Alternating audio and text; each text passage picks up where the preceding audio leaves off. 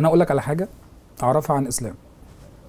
انت اول ما طلعت كنت ماشي في تراك الكاركتر اللي بيضحك وبيعمل حاجات الاكستريم في الضحك، وتمام خلاص احنا تقريبا كده عرفنا اسلام رايح فين لحد النهايه. ايوه فجاه اسلام بيخس وبيعمل ادوار مركبه وبيعمل يوم ما حتى ضحكت في 100 وش انت كنت عامل ماستر سين انا عمري ما انساه، حبيبي يا وليد. وادوار تانية كتير زي وش وظهر. انا بحب التمثيل بكل انواعه، وعلى حسب بقى ما الدنيا بتاخدك. يعني الناس بتبقى معتقده ان الفنان هو اللي بيحدد وعايز يعمل ايه وبتاع. هي يعني فاهم، هو المفروض ان انت مره تعمل كوميدي ومره تعمل تراجيدي ومره تعمل طيب ومره تعمل بتمثل شرير، ادوار تعمل حاجات مختلفه. اه بس اتضح بقى ان اللي بيركوروا نفسهم في حاجه واحده هو فاهمين اكتر مننا. ازاي؟ تصدق بقى يعني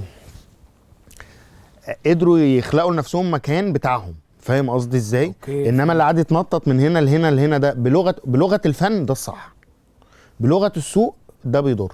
تخيل بقى، يعني انا ده اللي انا اكتشفته مع الوقت. دي مصيبه. يعني انا اعلى نسبه مشاهده ده بالمناسبه، يعني المفروض ان انا عامل فيه فيلن بس هو مركب مش الفيلن التقليدي يعني.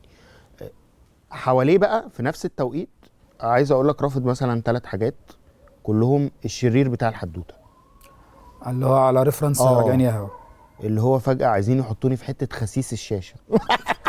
ندل الشاشة ليه يا جماعة؟ ما حدش خد اللقب، ما تاخده يا ابني. طب انا طيب في الحياة ولا لا يا وليد؟ انت طيب في الحياه. طب شايفين فيا ايه بقى كل شوية يجيبوني في دور شرير؟ انا عايز اعرف. ما اللي انت عملته مع تامر في الكواليس. ممكن. لا بس انت مش شرير، انت بتعمل كاب كيك وهم. الله يخليك يا وحياة حبيبي. ربنا. والله فعلا ما حدش بيعمل كيك ويخش وبتعمل المطبخ ملوخيه يا ابني. الا اذا كان طيب فعلا محدش او بقى. سايكو يعني.